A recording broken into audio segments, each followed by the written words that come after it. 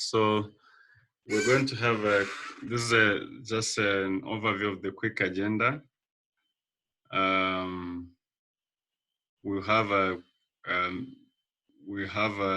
just a quick again announcement on how to navigate and go about and how are we going to operate through the next 1 hour for this webinar, and then we'll also do a quick remark from the Africa CDC side and introducing the poll and the support team that will be here, and then from there we'll go to business and we'll invite the moderator, the panelists to the first panels to do the presentation, and they will do the question and answer, and they'll do the second one, and so within that also we have the question and answer, and then we'll have closing remarks, and then we'll end our webinar for today.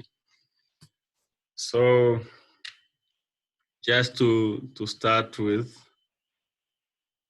I will just do a quick overview of as a remark from the Africa CDC side, and then do the introductory poll.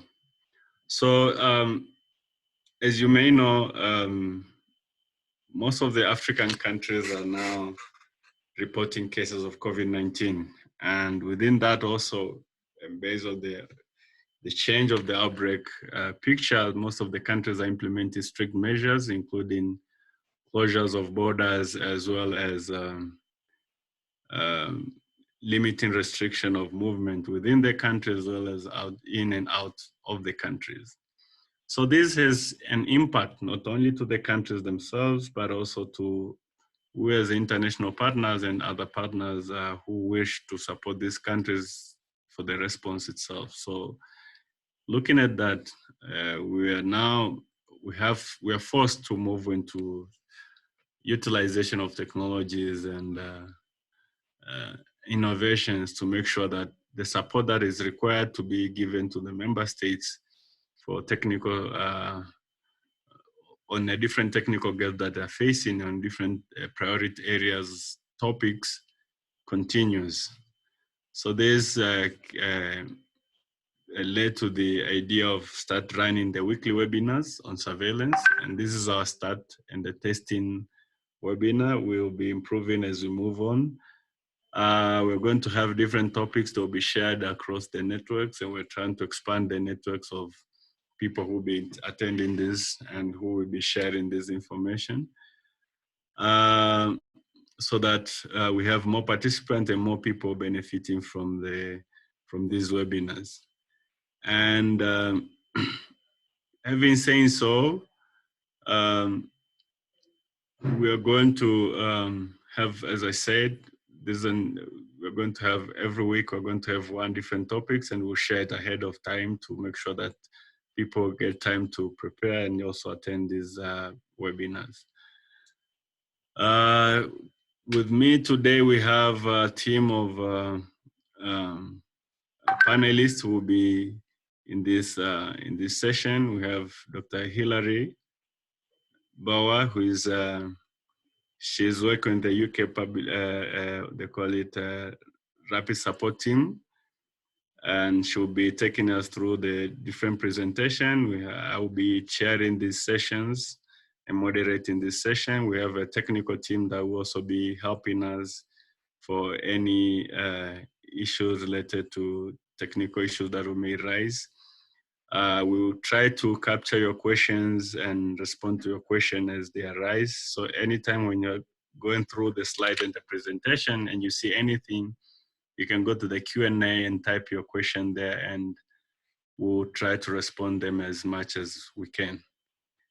So again, welcome to this session, and I hope it will be fruitful and as a start in the testing webinar, and we hope to end up this meeting in time, like for the next by 5:15 we'll be ending up this webinar. And we wish for anyone who will not be talking or speaking, please mute your mic so that we don't cause any unnecessary disruption during the presentation, during the webinar session.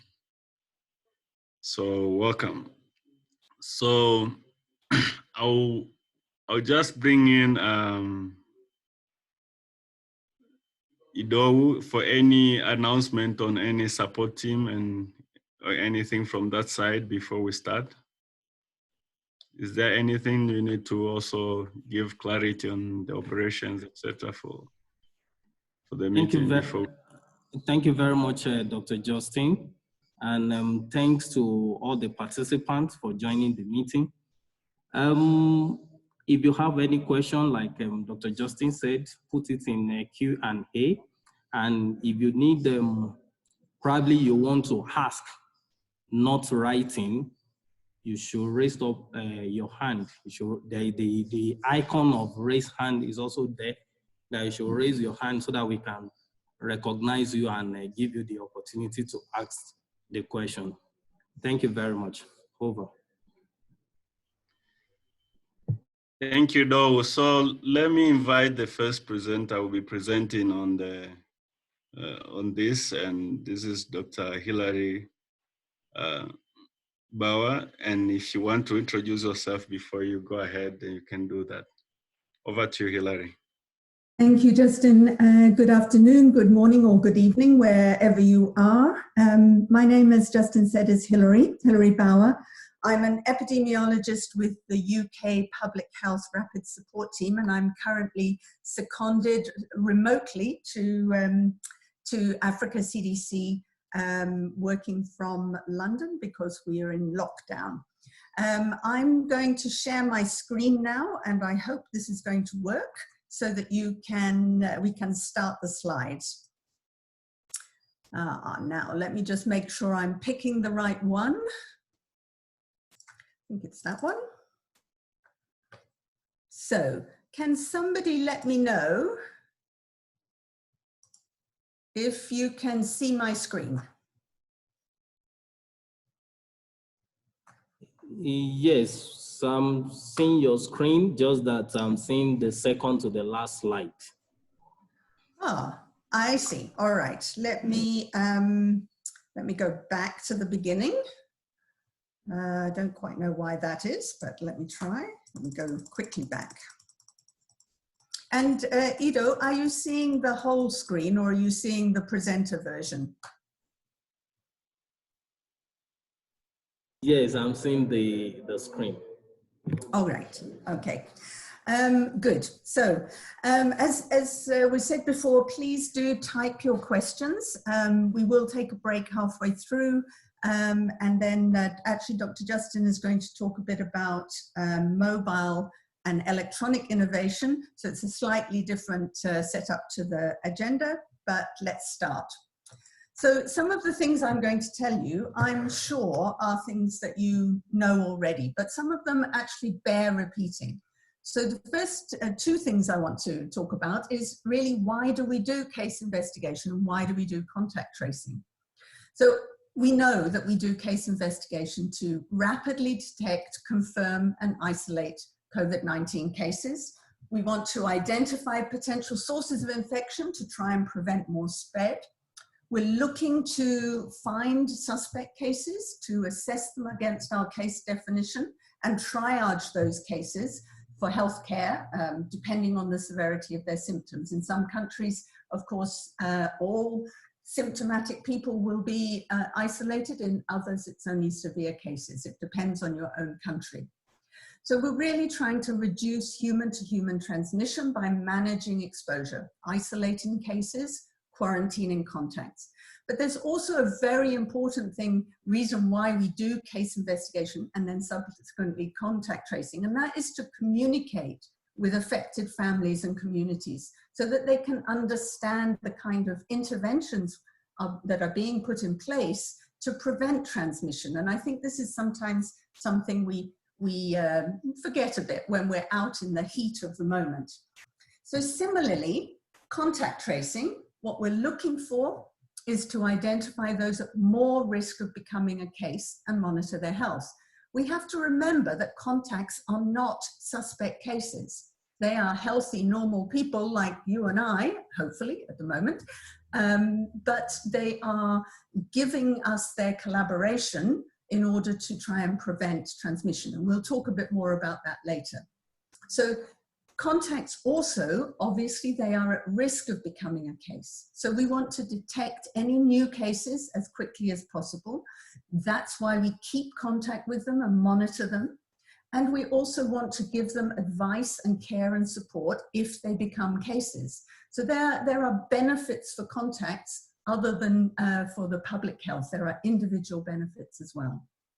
So contact tracing, monitoring contacts, clearly reduces human-to-human transmission by preventing or limiting the contact between those who might be infected, but are not definitely, and the people outside of that contact group who are, in theory, unexposed. Now, in a longer term, when things are more established, you might well be able to gather information about routes of transmission. And again, we'll talk about that a bit later. So I want to talk a bit about the characteristics of the COVID-19 disease that make contact tracing a bit more tricky. So we know that there are primary transmission routes. So you have symptomatic transmission, and you all know this. Affected people transmit to others in close contact via respiratory droplets and or direct contact with somebody who's ill. We also know now that the fomites, meaning the contaminated objects and surfaces, is a way of transmitting. We know that some surfaces, such as plastics, can hold the virus for several days. Paper much less, skin, so on. But this is a key route of transmission, and that guides our IPC advice. Now, the two things that make life a bit more tricky for us is the pre-symptomatic period.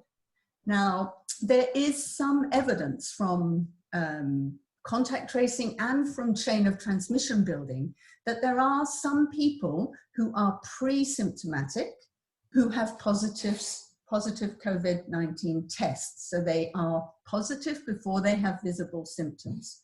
What is not clear, not definitive, is whether those positive tests of a virus in their bloodstream means they can actually transmit. But it is important, and you will see from the case definition, to take into account now this pre-symptomatic period. Now, I'm calling this pre-symptomatic because it's different from asymptomatic. Pre-symptomatic means a person who is not yet got visible symptoms, but will develop symptoms in time. Of course, we can't know that until they do. Another complication. An asymptomatic is somebody who does not have symptoms and who never develops symptoms.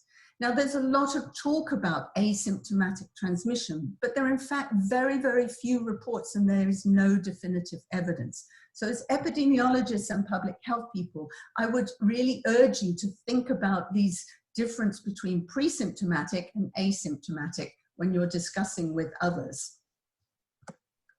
So how do we define a contact? Again, I think you know this fairly well. Because of that pre-symptomatic potential transmission, exposure to a confirmed or probable case from 2 days before to 14 days after the onset of symptoms is the way to define a contact. So it's not just from visible symptoms. You also want to think about exposure to somebody who is later found to be infected without symptoms or with pre-symptomatic condition. And again, you take that from 2 days before the sample was taken to 14 days after that day. The whole pre-symptomatic thing is tricky because again, you may be looking at a person who actually is not symptomatic. So you don't know whether they're pre-symptomatic or whether they're asymptomatic. But if you discover this in retrospect and you're going back to find contacts, then you are looking for people who've been in contact with that pre-symptomatic person for 2 days before the sample was taken. Defining close contact. Again, we almost know this off by heart. It is face-to-face contact for more than 15 minutes within a meter of a confirmed case. It's also direct physical contact, people who are caring for their family members, for example, or who are helping somebody in a community setting. If people are providing direct care without PPE, and this would be healthcare workers who perhaps do not have PPE, or perhaps they were not working in a COVID ward, so they didn't think they were expecting to see somebody with a COVID case. So that's another close contact. And then you have to keep in mind, and if you look at the picture on the right-hand side there, I mean, this is a picture taken from above of a bus station. And I think we've all been in those kind of crowds, and we know pretty much that we are within 1 meter, and maybe not for 15 minutes. So when you're doing your contact tracing and you're asking people about their situations and how close they have been, for example, the case, have they been to a bus station? Have they been in a shared taxi? Those kind of things can complicate your contact tracing, but they're very important to follow up. So once you've found your contacts, you've listed them, you've taken their details, their demographic details, you've asked them to collaborate with the public health system because they may be at risk and they may also be exposing others if they are going to become symptomatic, then how do we deal with them? And there are, obviously on this slide, you can see there's several ways. The main thing is to ask people to home quarantine for 14 days after the last contact with the case. We know how difficult this is, especially if it's whole households. I mean, this, as we've seen with other diseases, can be socially, economically, and psychologically very difficult.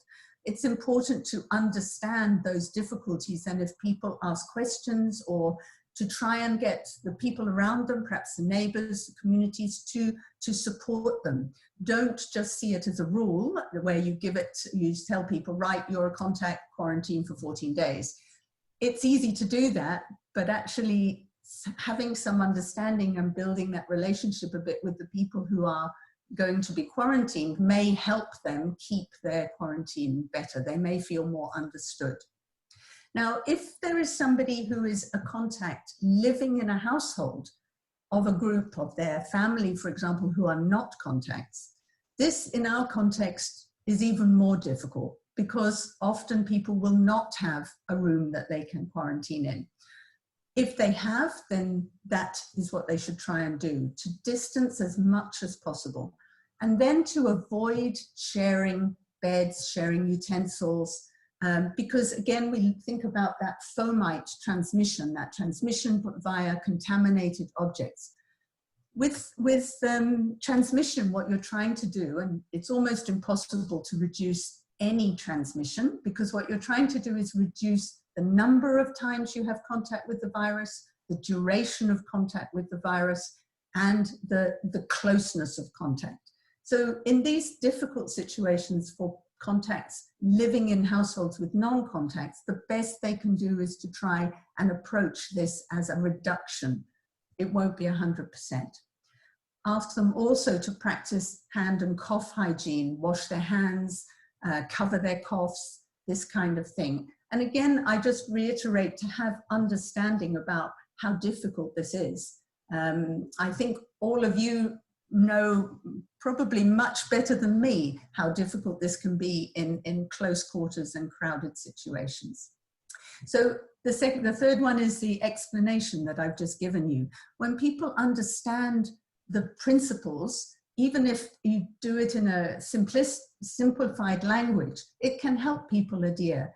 And they can understand also the risk that they're reducing for their own family, as well as the public health need to reduce transmission outside. Some countries are using what's called a facility quarantine, where they're taking contacts to a facility and isolating them separately. Now, this can seem like a cost-effective or a more easy way or a more secure way of doing it. But the problem is that most countries, even in the most well set up countries, facility quarantine can be very hard to maintain in a standard of living that people can survive in. So, you know, if you're going to do facility quarantine, then you have to have food, you have to have water, you have to have toilet facilities, you have to be able to give them contact with their, not physical contact, but maintain their family relations. And it can be very difficult. I think the general consensus would be that home quarantine is advisable rather than facility quarantine. However, this does depend on country circumstances. Now, testing, there's always lots of questions about who to test. Right now, the advice is only test if a contact or a person is symptomatic. And I put except healthcare workers, I'll come back to that. So this is because the tests we have now really only pick up the viral RNA at a point where it is mature enough in the body that it causes symptoms. Now, it is possible to have a test that shows it's positive before the person develops symptoms, but it is also possible to have false negatives.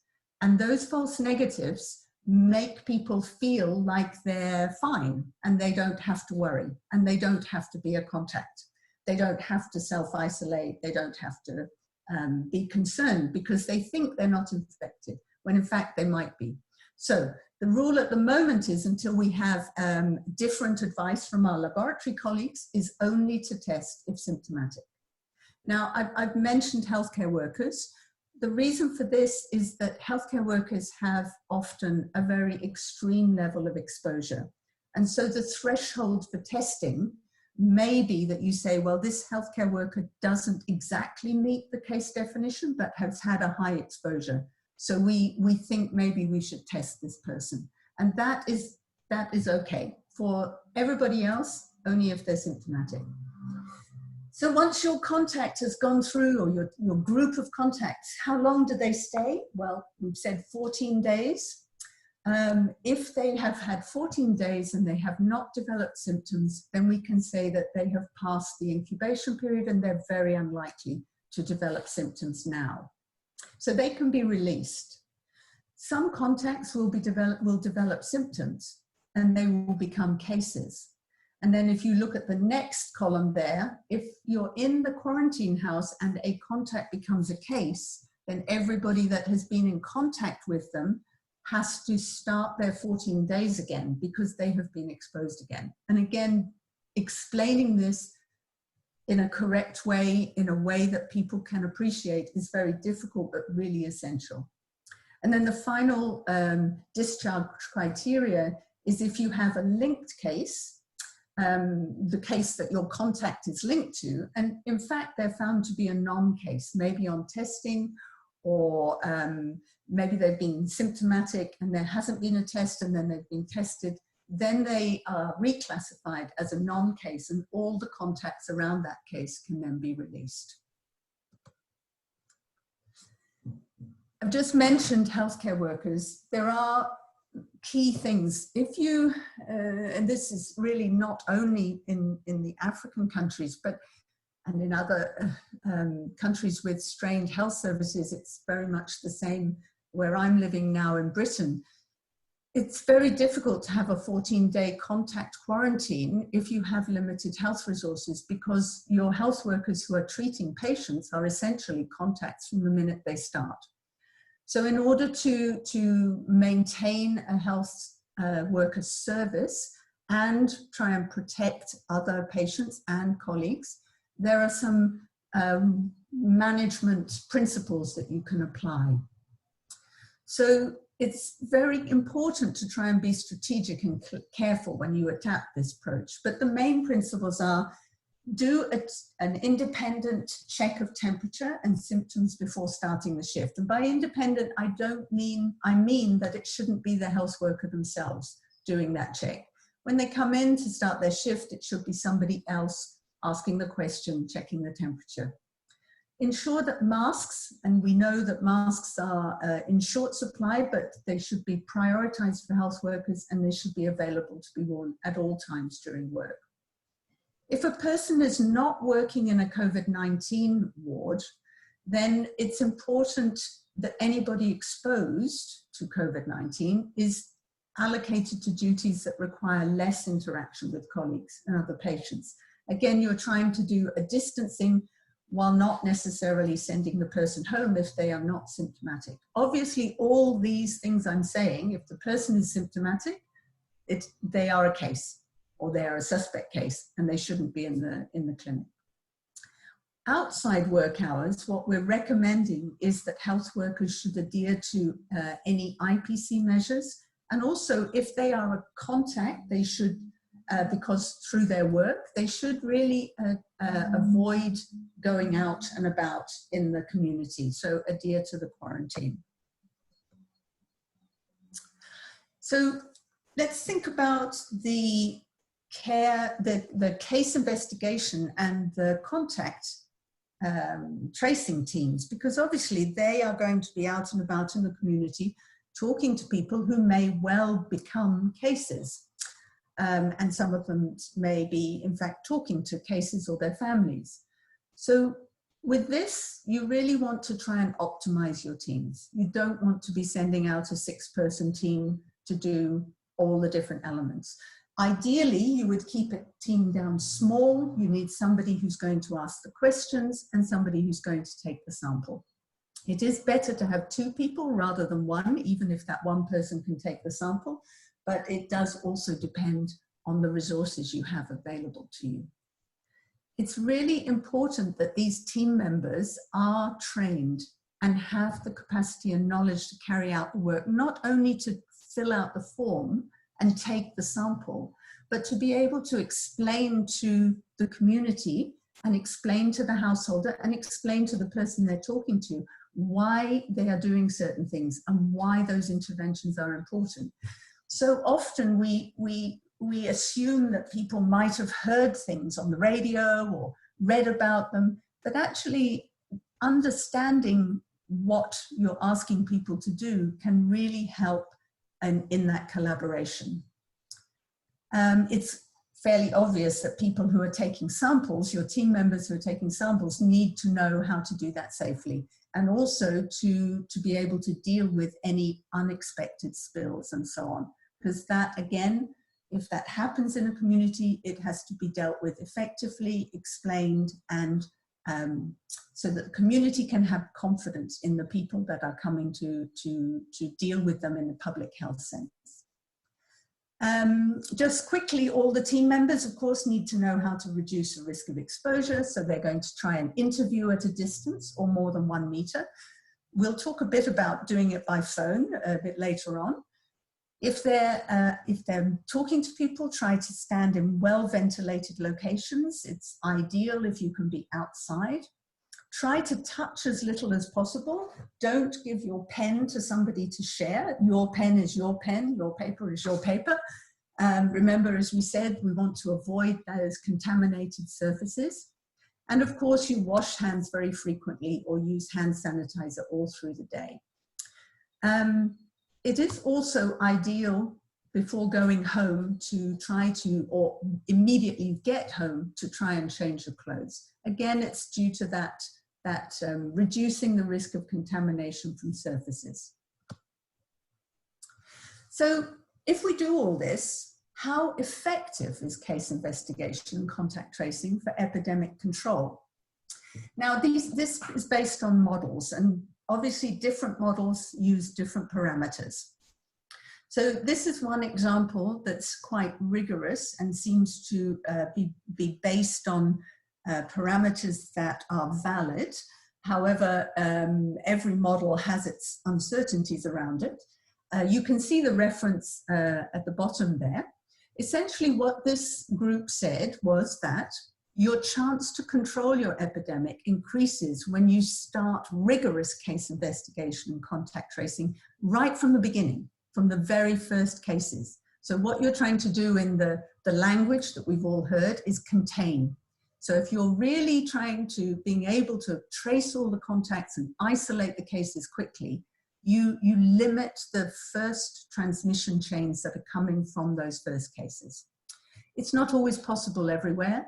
You may, if your detection systems are missing cases, then it may already be beyond the first cases when you start. But that's the aim, and particularly for many African countries now, it's still the beginning of the epidemic. So the focus really needs to be on these first cases. If you can then identify and monitor a high proportion of contacts, you have a better possibility of control. If you identify your symptomatic contacts and remove them, take them out, isolate them in the treatment facilities as rapidly as possible, again, it's a plus for control. Basically, the delay between symptom onset and isolation should be the shortest possible time. That isn't only going to be the responsibility of the case investigator and the contact tracer, because it relies on the system in the country functioning to shorten that, but the case investigator and the contact tracers are the key beginning point of that. Having an effective way to communicate and be trusted by the households to tell about symptoms is very important. So if you can do that, if you have an R0, so that means the reproduction rate, it's the number of cases that one person can infect in a completely susceptible population. So if you can manage to identify around 80% of symptomatic contacts and isolate them, you can achieve control in 90% of outbreaks. And this assumes that there's very little pre-symptomatic transmission. That sounds, well, I'm not sure if it sounds easy, but it's not easy to do. The problem is that the more cases, when you start contact tracing, if you start with more cases, you have a much higher R0 than 2.5. And then the chance of quick control goes down.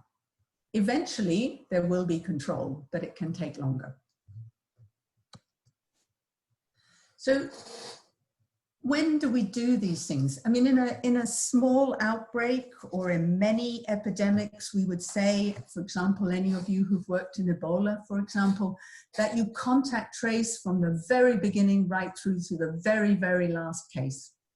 The thing is, with a respiratory epidemic, it's quite different, and it can be very difficult to deal with the number of cases, especially when you have a high proportion of people with a mild illness.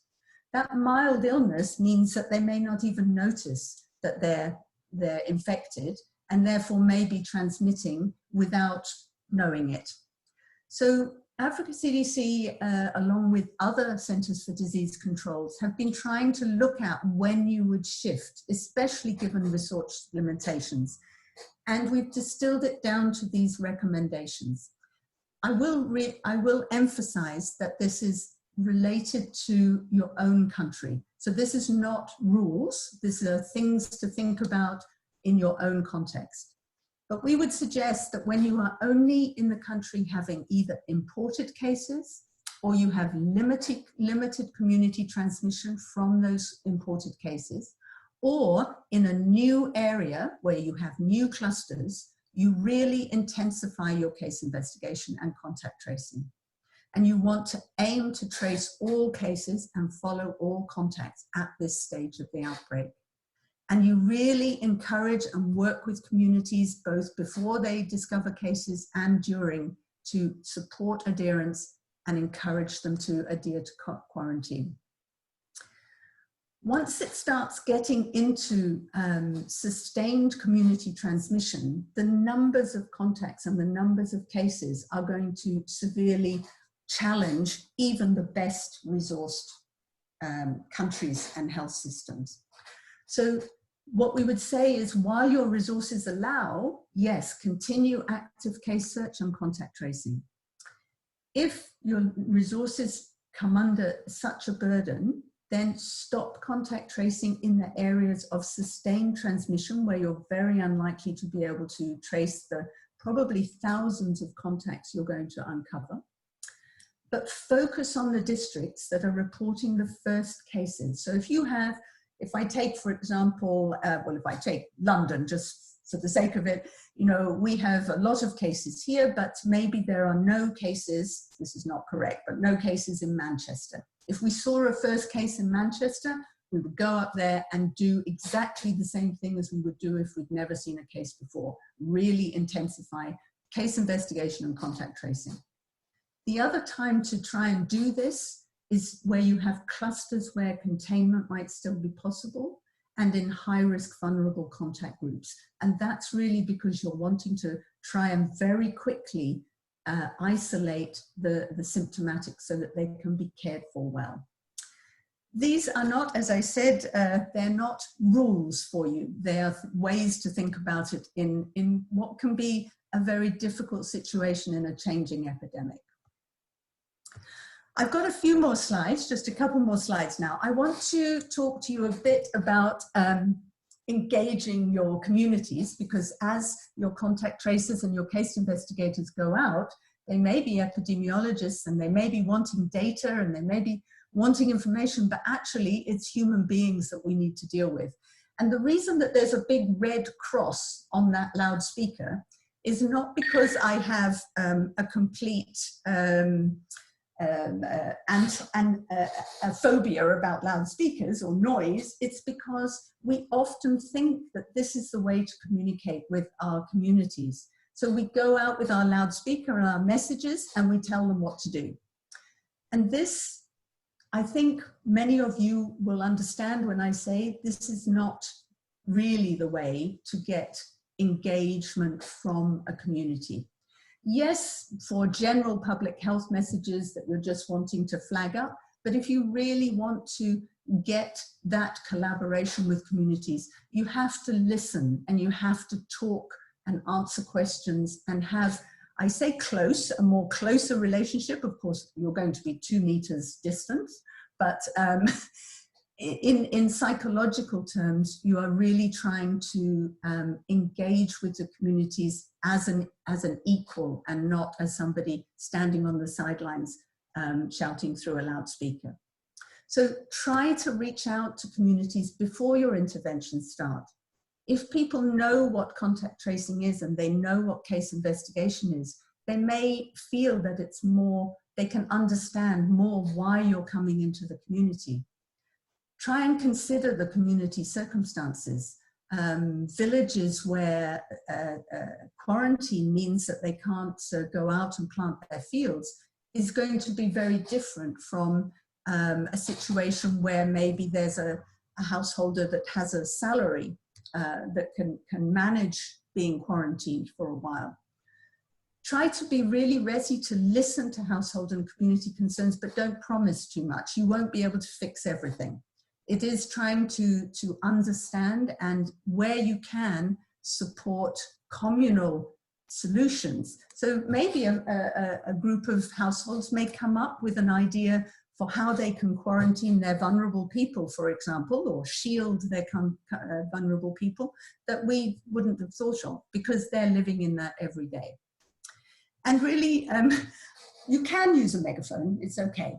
But I would use all forms of channels, social media, radio, groups, trying to advocate and educate for intervention. Now, of course, you need to keep your social distancing and keep that in mind, which makes it, again, more complicated. But it is important to do that. Now, I mentioned, actually, I wanted to talk a little bit more about something else, which is this issue about people not being to blame.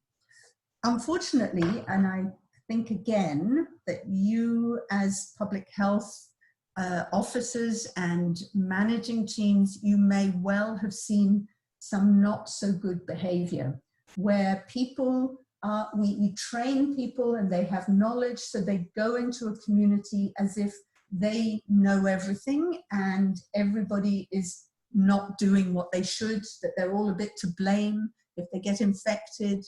So this is really an attitude that as supervisors and trainers, and when you're working in the field, you should really try and combat, because nobody is to blame. You will never, when we all get our case of COVID-19, we can be absolutely sure that it wasn't because we did something that we shouldn't have done. So my last slide comes on to this a little bit, is to understand the impact, just to keep in mind that quarantine, which is obviously the key intervention from contact tracing, has a massive impact on economic and social life. When you're identifying your contacts, sometimes it might just seem easier to say, look, this whole family, they're all contacts. But actually, if you do that, you may save time, but you make it perhaps more difficult for that household, that school, that village to actually maintain some level of economic life. So try to, where you can, modify and understand what they're going to be going through and find some reasonable solutions where possible. And then finally, the case investigation and the contact tracing teams, I mean, they are going out into communities. We are going out, you are going out into communities, and their anxiety will affect how they work and maybe how they treat the people affected. So try to be understanding, try to supervise well so that they are in the behavior with the community is good, but acknowledge and try to address the issues as they arise. I will say one more time that none of us, not you, not in established, well set up health systems, in weaker health systems, we are not going to be able to solve all the problems that come up from this outbreak. But we can try maybe by thinking about these various things and remaining human to approach it in a good way. So thank you very much for listening to this long ramble. I hope it was a bit useful for you, and I look forward to having some of your questions if you have any. I'm going to pass back to Dr. Justin now. Thank you. Thank you very much, Hilary. So I've seen several questions coming up here. People have been typing. Some have been trying to answer and respond to some of the questions, but we still have some open questions. So one was about the issue of fact that the tests. I wish to ask about the testing. You have talked about the fact that the current available tests will only show positive then when virus is available, when virus is able to cause symptoms. Now, after how long and how often can the test be done in case of contact, to determine their status? So that was the first question, and then the second was on the other same side is on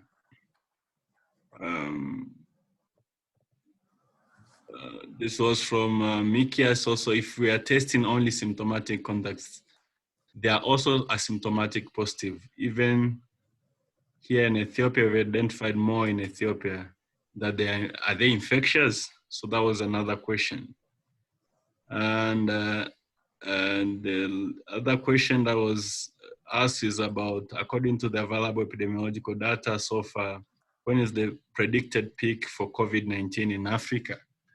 And secondly, with many African countries closing their port of entry, airports, etc., do we expect the impact of COVID to reduce sooner? So Hilary, do you want to tackle some of those questions? You can check on some that I've responded and then quickly do a round of that. And then if anyone else is putting such question, please, can you keep on typing, then she'll be responding to them. Okay, can you still hear me? Just checking. Can you still hear me, Justin? Can everybody still hear me, hopefully? Yes, we can hear you very well. All right, good. So I'm going to, let me address the first question from Ganesham Dichand about somebody who's showing slight signs of dry cough after 14 days, but has no fever.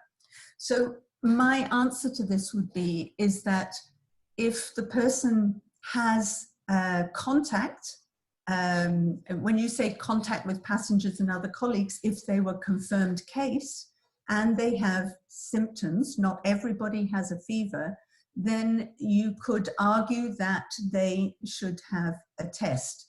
Now, it depends on your own country here, because, for example, in my country, if we have mild symptoms, we are asked, and because we have very few tests in the UK at the moment, we're asked simply to stay at home for 7 days and not seek a test. But your own country may be different, and if testing is available, somebody who has contact plus, in this case, a dry cough, I would suggest that they should be seeking a test or isolating themselves for 7 days to see if those symptoms go away, if no tests are available. If I can address now, Mikias, your question. Yes, the thing is that an asymptomatic positive, if you were to test, if you wanted to find all your asymptomatic, or remember, pre-symptomatic positives, it would mean you'd have to test all contacts. At this stage, I think it's highly unlikely that many countries will have the tests available to test all contacts. And the second thing is this issue of false positives. So if you test somebody who is not symptomatic at that moment and they are negative, they will assume that they are not infected. And if they're a contact, they'll say to you, why should I isolate myself? Why should I quarantine myself? I'm negative. Now that person may develop symptoms in a couple of days, or may never develop symptoms, but still be positive. So this is not a perfect situation. However, the guidance is that at this stage, you should only test symptomatic contacts. There's all sorts of, yes, I'll quickly deal with the one by Anne. Usually contacts are expected to sign a form. So how do you do this without them touching it? Yeah, that's tricky. I don't know. I might see if anybody else can come up with that idea. Maybe you want to have several pens that you then disinfect after the person gives it back to you. This is the kind of operational thing that you need to think about how to do that.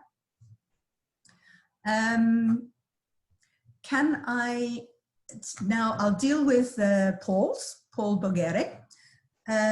It's not really at this stage possible to talk about the predicted peak for COVID-19 in Africa. This is because all the parameters that we are using to estimate the amount, the incident cases, the new cases coming up over time, are actually based on parameters from other countries.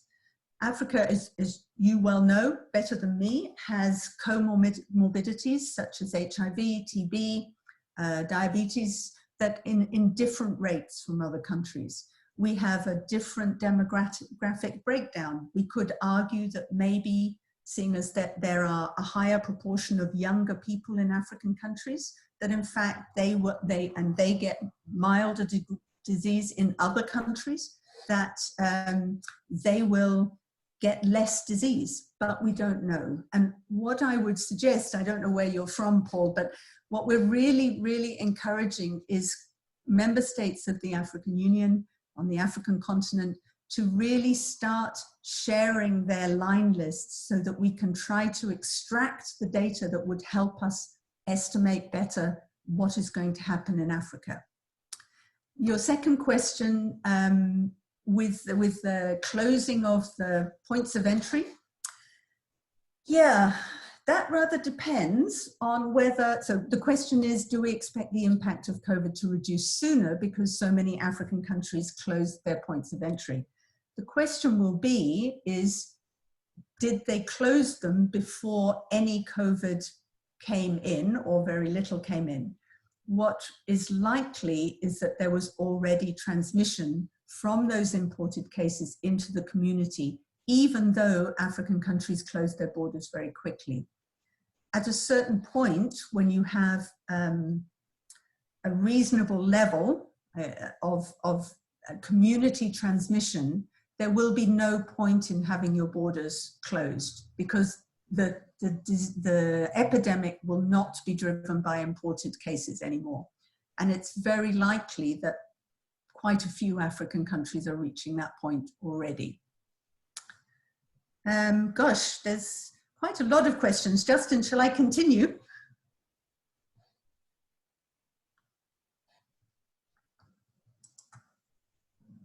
2 more minutes to finalize the one that.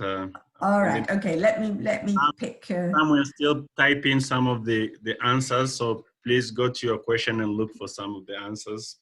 All right. Okay. I'm only looking at the open ones. I'm not looking at the answered ones at the moment.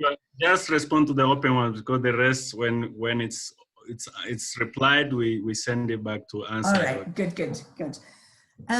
So I'm just reading the question of Dr. Belay Bayen. Is that not a better idea to quarantine contacts of confirmed cases in a designated institution, at least at the sporadic phase of a given country? Home quarantine or self-quarantine for 14 days may be difficult for a person living in a daily work-based income.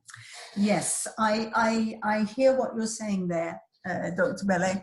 I think the logic of having a designated institution is a good one.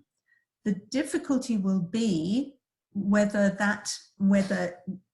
in the early part, maybe when you have small numbers of cases, you may be able to support those cases well in a designated institution. The other issue that can arise, though, is that if people think that they're going to be taken away from their families or their households or their village or their part of the town and put into an institution when they themselves are not sick, they are contacts, they're not suspects, then you can see that people try to avoid being line listed as contacts. They may try to avoid any contact with authorities. So you need to balance a bit the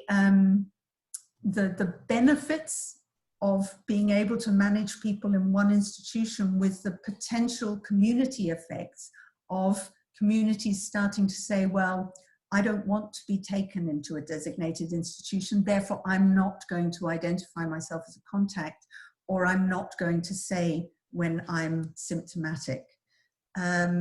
We found in other outbreaks that people often saw these designated institutions as places where they caught a disease, not places where they were there for their protection. And certainly if somebody develops a disease in a designated institution, they may, probably incorrectly, but they may feel that they are amplification places, and the community may start to avoid. Your question is a very pertinent one. It's not that easy to give a black and white answer.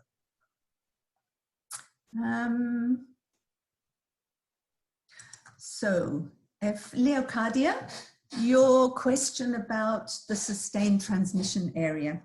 So essentially, once you get to a certain number of cases in a country or in an area, a district, so say you're getting 100 cases, confirmed cases identified a day, and each of those confirmed cases maybe has 20, 30, 40 contacts. The ability for many health systems to be able to trace those contacts, identify them and trace them, and continue to trace them for 14 days every day, because obviously if you've got 100 cases being confirmed a day, as one country told us today earlier, you know, that's going to be 2,000 odd contacts you're tracing per day, and it's cumulative. So it's a difficult decision when we know that contact tracing and case investigation, we always see it as the backbone of control of an epidemic. But realistically, China had, I think it was 18,000 contact tracing teams working, and if that is possible to do, then that's very well possible the way to go. Most countries in our continent will not have that. Or if they do, they'll be taking away people from other areas, perhaps treatment and care, that are needed as well. So the idea of the step down when you have sustained transmission is that you say these areas, they have transmission, many people are infected, many people are mildly infected, we cannot any longer, and there is no real benefit to tracing contacts. What we want to do is focus on identifying symptomatic cases and isolating them, but actually giving them care. But if you have a new area, so I don't know which country you're from, but let's, if you take one of your districts and you say, well, we haven't had any cases in that district. We have sustained transmission in the other 10 districts, but this one we don't have. If you see a case start there, then you do this is my first case in this area, there is still a possibility of containing transmission. So I hope maybe that helps a little bit to understand the difference with sustained transmission and when you would instigate intensified case investigation and contact tracing in an area where you haven't had cases in the past. I think we're coming up to the time when the webinar has to close. So Justin, should we continue or shall we stop? So I think that one, and please, you can keep on typing so they're presenting the next. Kindly go ahead and type for different, keep on typing the question for others. I think those are the remaining questions, and then I'll do the next presentation quickly to save time. Yes. If that is okay. Yes, so please do. keep on working on the other questions, and then let's check if we can quickly run out to the second part of this presentation. And yeah, so we'll do that.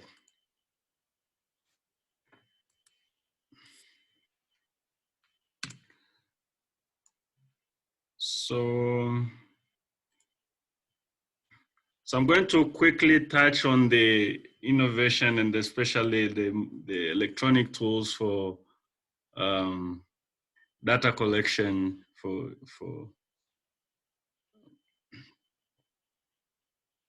data collection and contact tracing, especially for contact tracing and for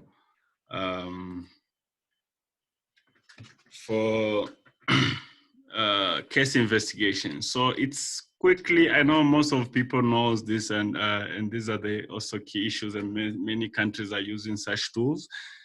I'm not going to discuss on a specific tool that is being used for any data collection or contact tracing tools, but I'm just going to touch on the key principles that we need to be considering when we are implying or want to, as a country, want to use in doing contact tracing or in applying such tools.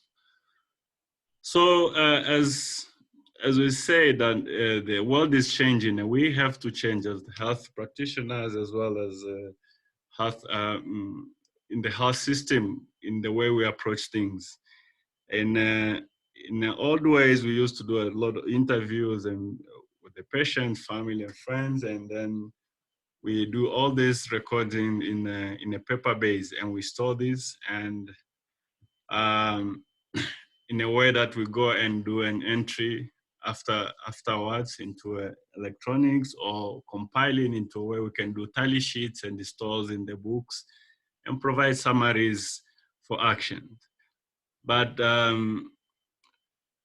recently we have very new ways. We have a change in technology. We have electronic data collection tools and tracking mechanism that utilize most of the tools and the mobile tools that we have, like laptops and computers, and using different modes of transmission, like internet-based tools or apps, as well as what they call a USSD, using a interactive message platform that allow you to answer certain questions by replying to certain questionnaires and submit that. So each has advantages and disadvantages. So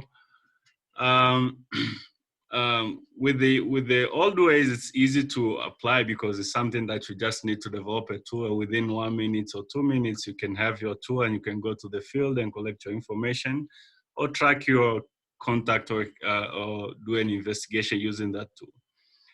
But the key challenge is that as much as it is easier to get that tool being developed and applied, when it comes to the recall, it consumes a lot of time because when you have a paper-based tools, you need a storage space, and then looking on that, you cannot easily search and retrieve that information as easy as possible. But also, processing takes time because there are so many other steps that are involved that requires you to take more times and repeat the same work that you did before 2 or 3 times more.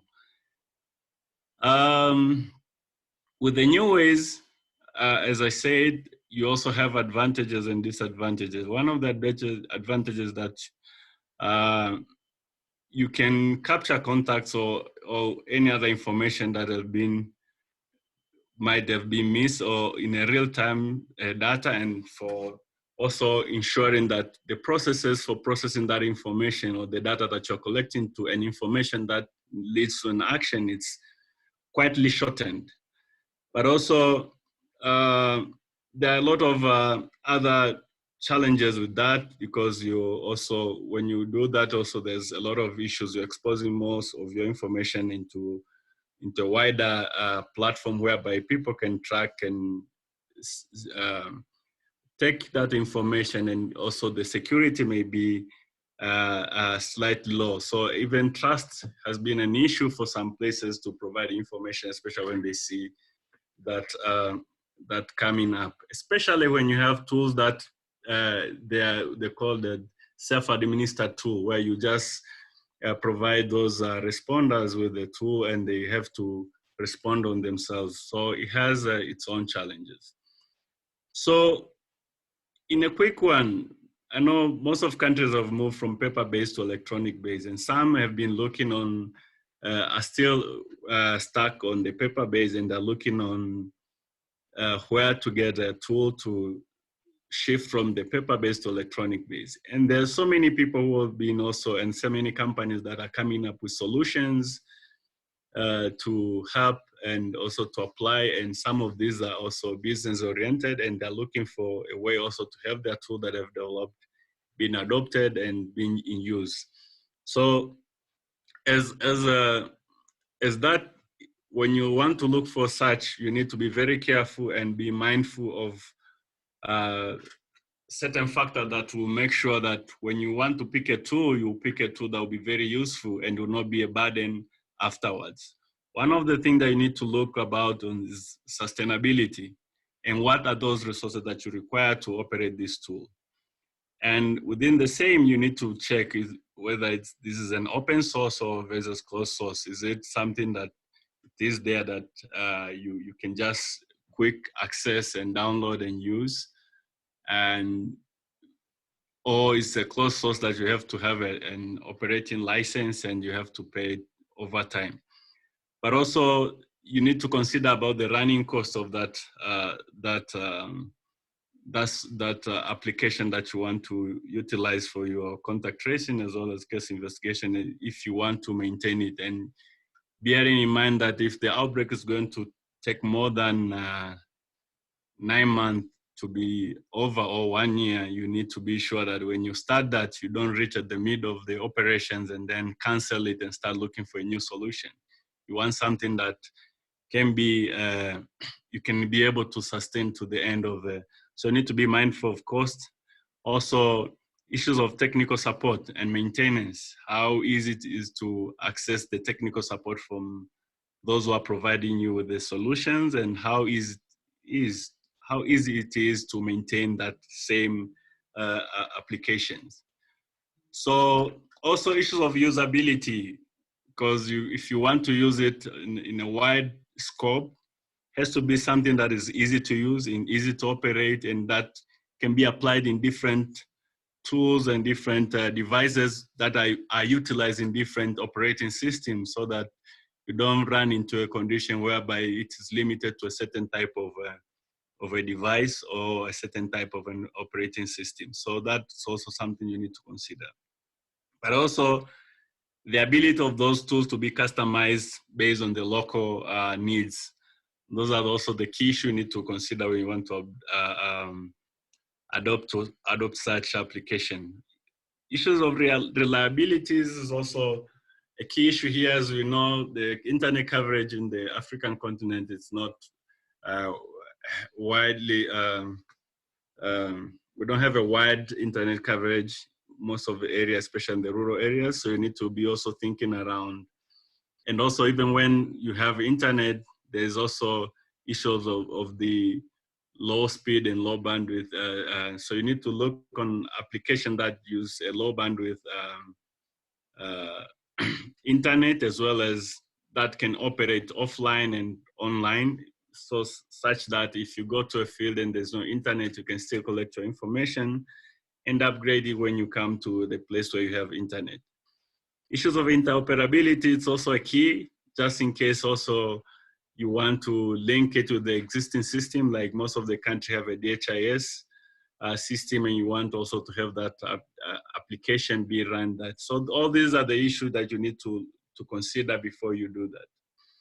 So in setting up for Easy Data, as we say, that you are trying to move to electronic tools to ensure that you reduce the time between the data collection to the time that you have the information that will guide on your response. So being mindful of that, you need to, when you're setting that system and you get that system, you need to make sure that all the areas from the data collection to the data analysis and visualization and use, you do a proper checkup and setup that will allow to minimize the time taken, and also the amount of time that is and resources that is being used to process those information from data when it's collected to the final product. So in looking at that, you need to make sure that you choose well the methodology that you want to use for the data collection. I know countries like Singapore have applied certain tools that for contact tracing, that they are applying it widely and registering contacts, and they are self-administering the questionnaires themselves from home and submitting. This may not be applicable to every place, so it may need also bring some challenges, so delaying the data collection as well as reporting, because not all people can keep time on when to administer that question and submit on time.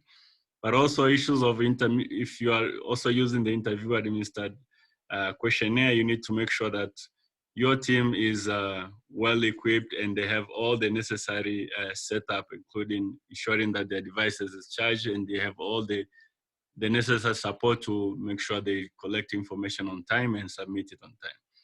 But also in the processing of the information, you need to ensure data quality. So you put a predefined filters that will ensure that every time when data is being collected, is being filtered, and if there's anything that is not well captured, the system will inform those people even before they leave the site to make sure that anything that goes on the next stage is in a good quality and can be usable. Issues of storage, that has to be in mind. So you need to make sure that the storage is accessible, but also has a backup system so that in case anything happens, you still have all your information. And this is one of the disadvantages of electronic, but you need to make sure that you use that to improve the system itself. But also training to make sure that all those who are collecting or using the system know how to use it correctly, and that will improve the efficiency of the system and will deliver what you want to in a timely manner. And the last but not the least is about the analysis and visualization. Semi-automation of the analysis is key, like the use of dashboards, etc., because it minimizes the time. You don't need to be analyzing every time. So you do an analysis before and link to the data collection so that every time when the data is collected can quickly be processed to the output. And that output can be quickly read by those who need to take actions and being given an access to take those actions. So those are the key quick highlights on the electronic tools. And we will, if we have some other groups in the calls, including SACID and the rest, if there'll be any question, we'll respond to that. And the team here will be able to respond to that. And as any time when, if there any need for such tools and they will need the support from Africa CDC, will also just provide a guidance, a general guidance on how to select such if you want to apply such in the country. Thank you. So we'll check if there's any questions remaining, and then for this session as well as for the previous session, and we'll respond to those.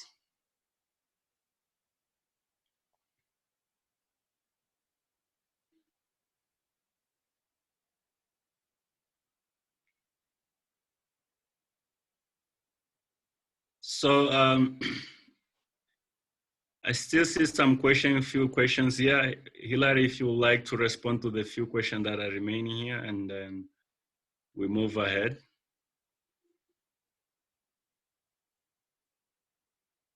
Hilary, are you still there? Yes, Justin, I'm just answering Mikias's question. But I think I might have written too much because it's stopping me writing anymore. Let's see. Okay, I'm just finishing. I don't think there are any other open questions now.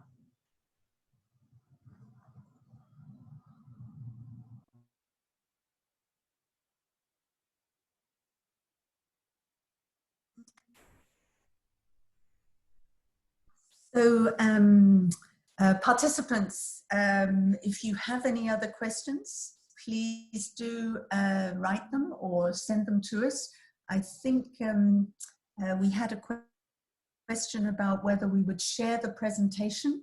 I'm also trying out, you have to understand this is our first webinar, but I've tried out recording the session to see whether if we can possibly send that around as well. I'm not entirely sure how large the file will be, but we'll see. So Justin, this is all from my side. I think, oh, I can see another question coming in. Okay, so this one is about, it's from Shinenye. I'm sorry if I don't pronounce it quite correctly. Who says that they are part of the National Rapid Response Team deployed to Lagos in response to COVID-19 in Nigeria, and asking if a person can get reinfected after an episode. Now, yesterday there was quite a lot of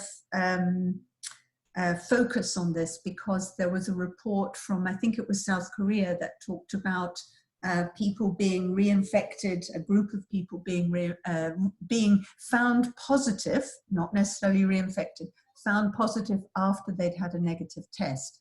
What I've read, and I can't give you my own opinion, but what I've read is that the general consensus from experts is it's much likely that, more likely that those people who tested positive were actually false negatives. So when they were tested before, we have to understand that every laboratory test has a level of false negatives as well as a level of false positives.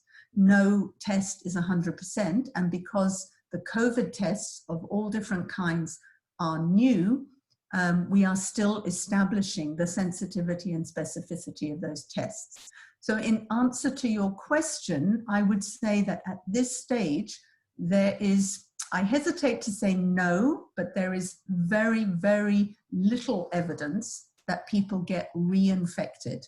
There is thought to be at least a period of immunity. It is not known how long that immunity will last, but certainly we've only been in the pandemic for 3-4 months.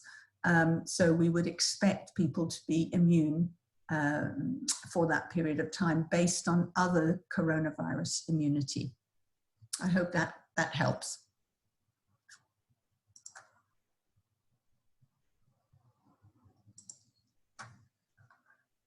Thank you, Hilary, for that. And I think we are approaching the end of this webinar.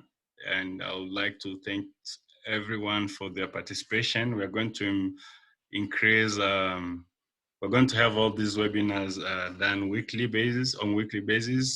We have a surveillance technical working group that is looking at that also. We're going to try to focus more on the topics that we want to take for the next webinar. So we also encourage you all to submit your areas of that you feel like we need to run through these webinars, and we'll be inviting more subject matter experts to cover based on the areas that you submit. So we thank you very much and wish you a good evening. And thank you for the whole panelists for helping running all these sessions, Hilary and the team around Africa CDC. I do thank you. Bye-bye.